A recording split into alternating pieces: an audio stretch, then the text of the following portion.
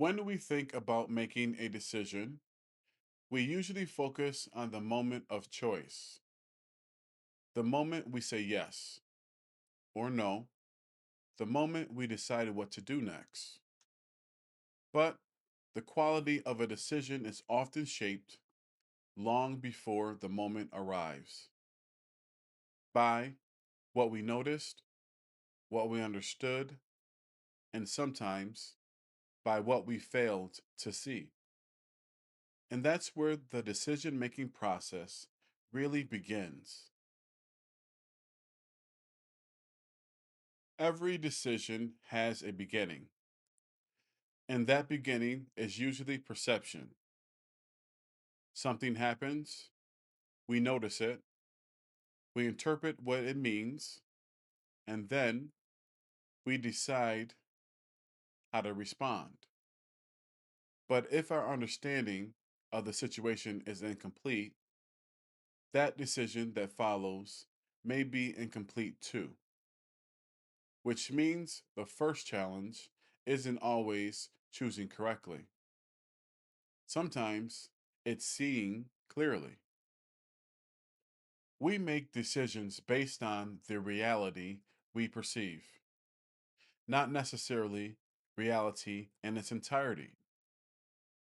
We see part of the picture, we interpret it, and then we respond.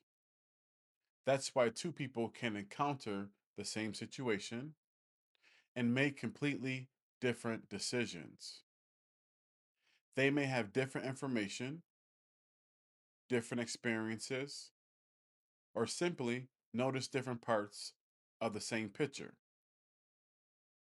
The decision may look different because the map they are using was different, and perception isn't the only thing shaping the map.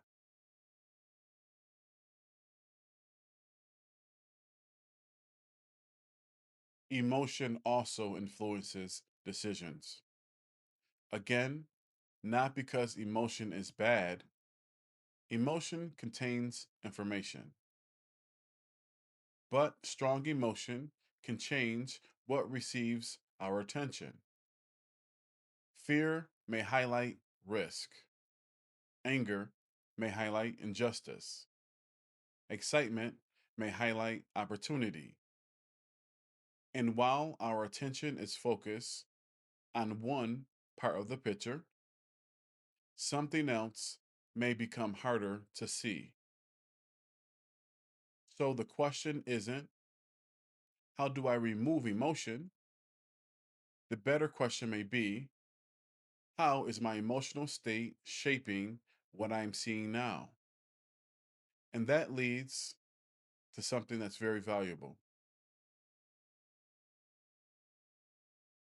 Awareness creates space. And inside that space, more options become available.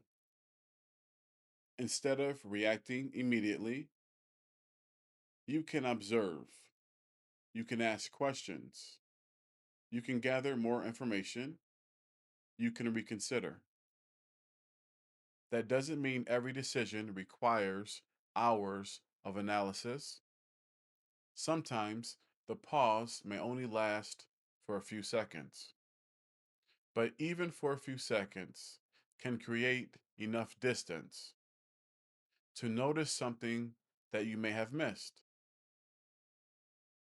And once more options become visible, the quality of the decision can begin to change.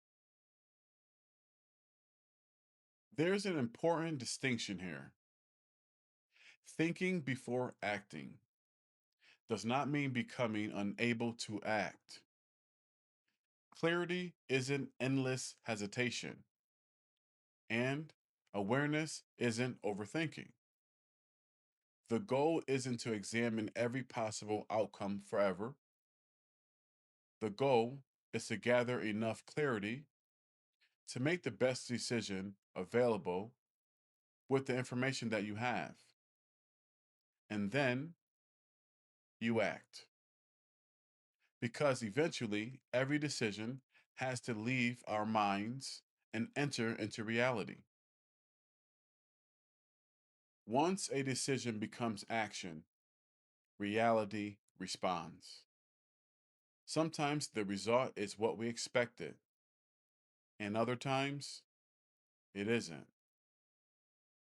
And that's where another part of a good decision making begins.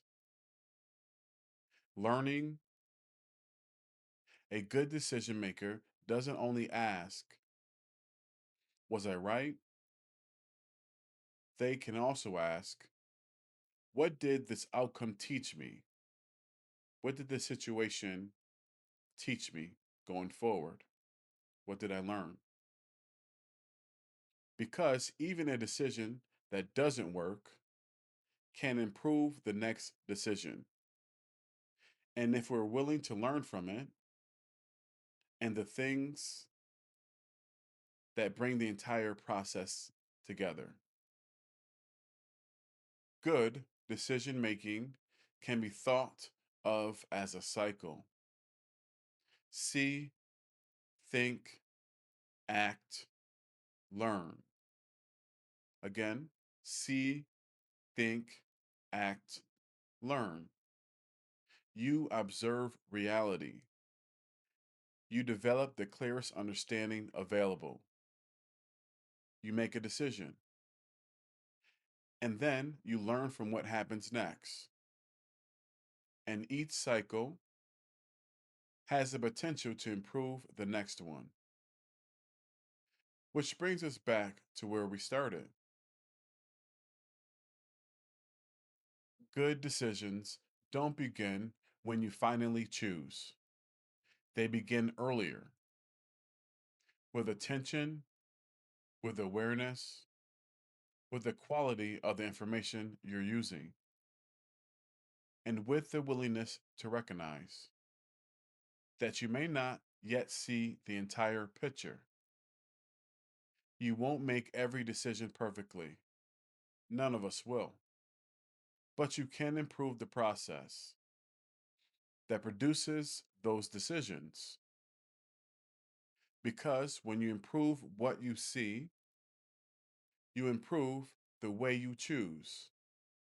And over time, better choices can change the direction of a life.